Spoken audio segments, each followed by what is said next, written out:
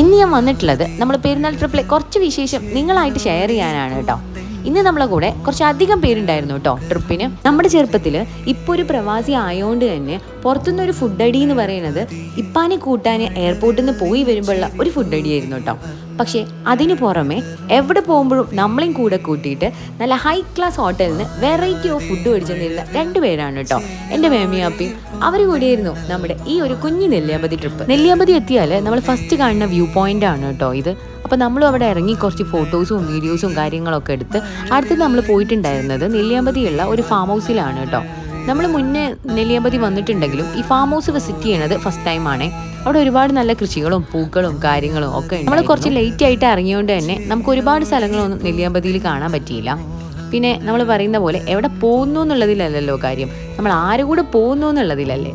പിന്നെ സയാൻ്റെ ഒരു ചെണ്ടമേളവും കാര്യങ്ങളും കഴിഞ്ഞ് ഞങ്ങൾ വീട്ടിലോട്ട്. അപ്പോൾ ബൈ.